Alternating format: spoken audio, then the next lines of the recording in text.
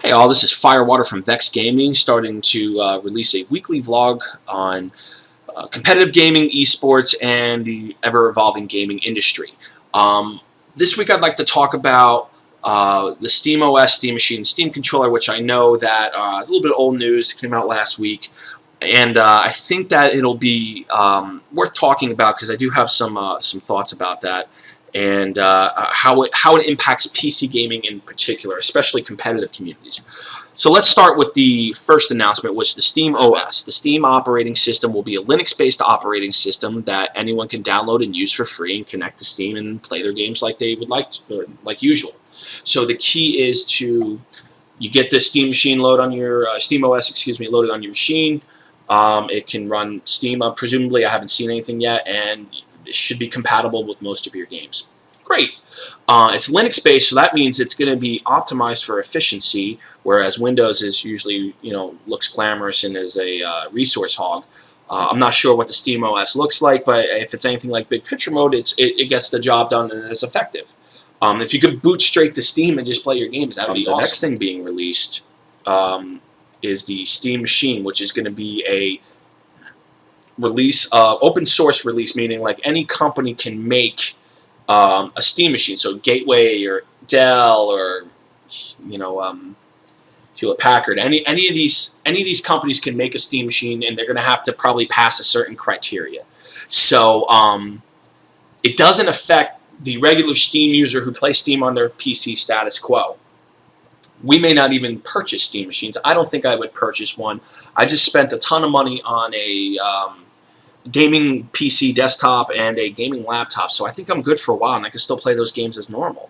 But what it will do is potentially attract newer console gamers to Steam, which I think is extremely crucial if we're going to keep the PC platform, or I should say the Steam platform, because it's either console or PC, it doesn't matter. We'll say the Steam platform, open platform gaming alive.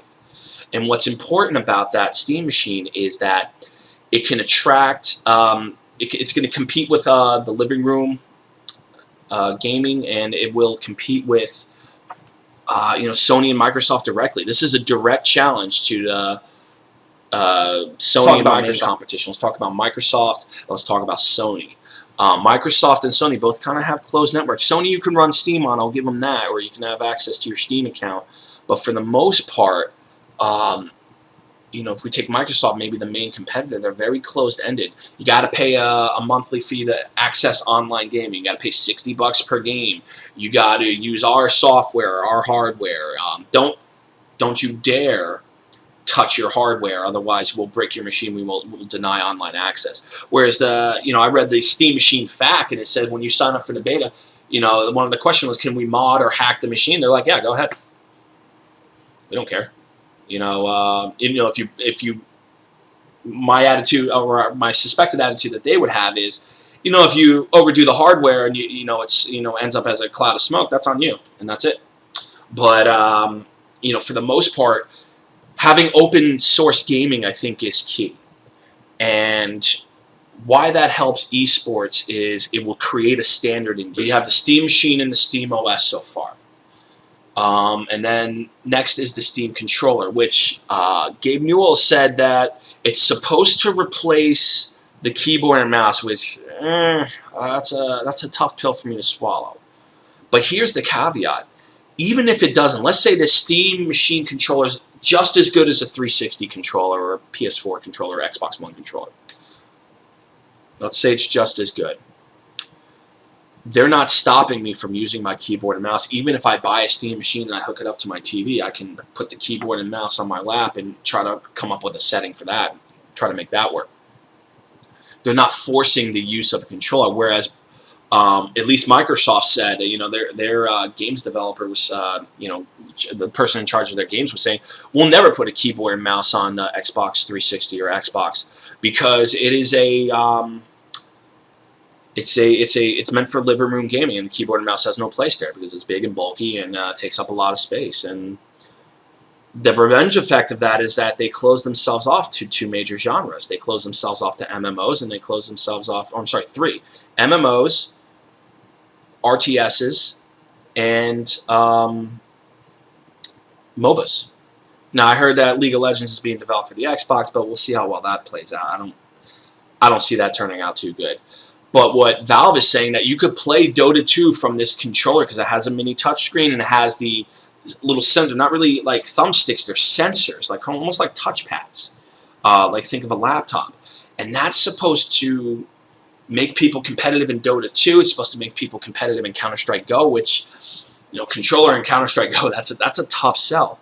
But let's say even if it doesn't work, let's say the Steam Machine controller is a flop, you could use any type of controller you want on there. You want to use a PS4 controller, Xbox One, you could hook any controller into it you want. They don't care. They just want you gaming on Steam. How you choose to do that is irrelevant for them. And what that means for competitive gamers is that the 50 million Steam accounts that already exist, they're only going to get more with this Steam Machine and the Steam OS and the Steam controller.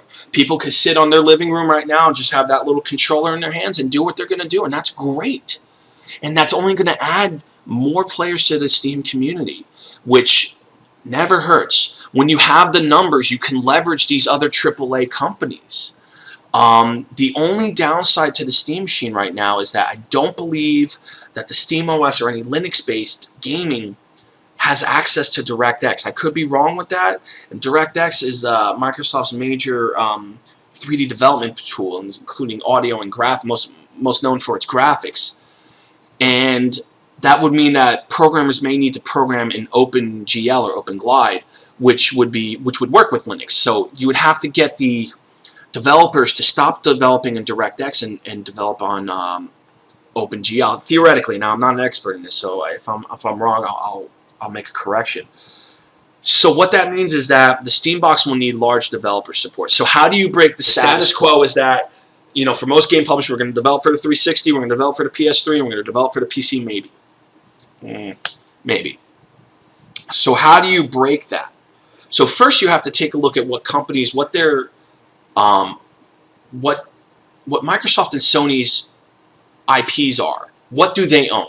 Microsoft owns Halo. They have exclusive to Gears of War. However, I believe that's owned by Epic Games, and they can, unless they're under some sort of contract, they can develop that for any platform they want.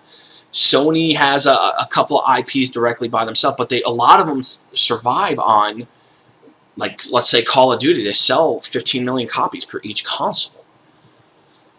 What I would do if I were Valve, and of course they're the experts, so I'm a layperson, take what I say with a grain of salt, is that I would attract companies like Activision. I would attract companies like Epic. Like, I want you to develop your next title exclusively for the Steam OS. And here's what we're going to do. We're going to give you 95% of the revenue that comes in. We're going to take 5% to cover bandwidth costs because it's all digital distribution. You don't need to manufacture physical disc. You can do that if you want. That's on your own. You can do that. But we're not going to pay for that. If you want to do that, that's fine. But what we're going to do is we're going to distribute all the games digitally. And Gears of War and Call of Duty, you're going to be exclusive to the Steam Machine. Steam OS, excuse me. That could be dangerous because Valve could actually afford to do that for a couple reasons. First of all, their company is worth several billions of dollars, and they're a private corporation, so it's really based off estimates. They're not required to publicly reveal their numbers. They're a private corporation, and I think that's one of their greatest strengths, is that they don't have to answer to stockholders and they can experiment. The second thing is they have enough revenue coming in from Steam Store, or at least I suspect that even if they released major AAA titles and just covered bandwidth costs and just covered costs and gave the rest of the revenue to the developers, they could do that probably for a few years. Not to mention, they have rumored a few games in development such as Half-Life 3, Left 4 Dead 3, and Team Fortress 3, excuse me, a little bit of stutter there. So even if they could lead with the Steam Machine with those titles alone, and they could be successful, but the key is to get some sort of exclusives for the Steam OS, and that'll definitely threaten Microsoft and Sony to adapt their behavior. Because right now they have a stranglehold, and the companies know that it's very profitable The SteamOS comes in and threatens that because they're saying, we don't care if you buy peripherals from us or not. We don't care what you use to game on SteamOS. We just want you to game on our OS. If that means that you're just playing free-to-play titles and we never see a dime from you, okay, that's fine. And so, in a way, Valve takes a risk from that because if you have too many people doing that, they won't generate enough revenue. But most people will pay for these AAA games. And the key is, if you can unify the platforms, it's going to make things immensely easier for competitive games. Right now, MLG will run a Xbox 360 Black Ops 2 tournament. Okay, great. But what about PS3? Are they not as competitive on that format? They're both using controllers. PS3 might have a little bit better hardware, but in terms of esports, well, sorry, you know, buy a 360 and play it on that. With Steam Machine, it would be a unified platform because it can run any PC game. You could load Windows on it if you wanted to, and you could play League of Legends. That's fine. You could hack those boxes and or customize them. And that's the important thing, is that Valve believes in what's called a gaming democracy, meaning user-generated content is what keeps people around. There's a reason why there's 20,000 concurrent players for CS 1.6. Counter-Strike came out back when I was in middle school, and that's going on 17 years ago. And yet people still play it. 1.6 hasn't been updated in years officially by the developers, yet people still play it. It's amazing that people will play almost a 2-decade-old game because server communities and user modifications let people own a piece of that community.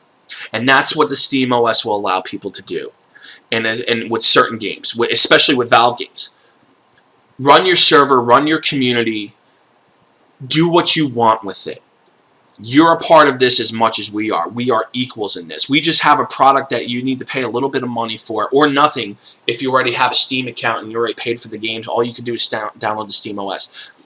And I think what the most important thing is, they see players as content.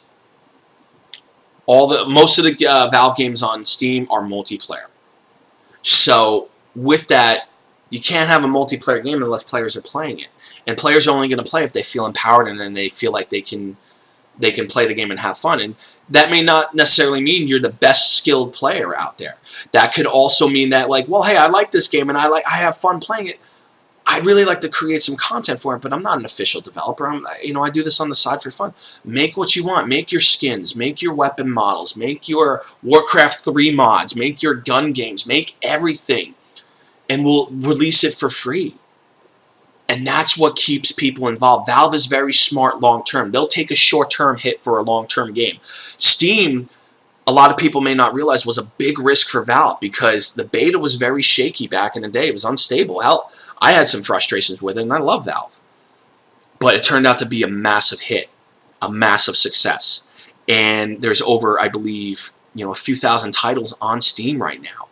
And if they can continue that success and branch into the console market, unless Microsoft develops a keyboard and mouse and creates RTS games and MOBA games on there, and the same thing with Sony. Sony has that support for some of their titles. They're going to continue to be, backs are going to be against one. It's not going to be at first, because I think one of the mistakes that Valve is making is that they didn't develop this idea in between generations of consoles. So what happens is a bunch of Xbox Ones, a bunch of PS4s are going to go on sale, and they're going to be probably pretty successful financially. And what that means is that gamers also are going to be tapped. So when they buy games for those systems, are they going to want to buy a Steam machine and play games on that? And now you have to rebuy those same games. Are they going to want to do that? I don't think they're going to want to do that. So it's going to be a tough nut to crack. However, I think over time what will happen is people will see the benefit of open source gaming. And especially if you have major publishers publishing, if they can lock up some exclusivity, because Microsoft and Sony really don't, Microsoft owns Halo, I'll give them that, but for the most part, it's a Call of Duty system. If they could find a way to lock up those titles, Microsoft and Sony are going to be in a ton of trouble. And they're going to be forced to adapt, which is going to make gaming better overall. So, anyways, I'm FireWater from Vex Gaming. Please, I really appreciate you watching this vlog. If you have any questions or comments, anything I could do better, if you feel like I went on for too long or anything like that, please let me know, and I really appreciate it. So please go to vexgaming.com, VEXXgaming.com, and post on our forums. We have a Top Smite, Dota 2, and Infinite Crisis team out there, and we're looking to expand the brand a little bit, and also looking to develop a little bit of a community. So thanks again for watching and listening. I really appreciate it. Any comments you have, just please leave.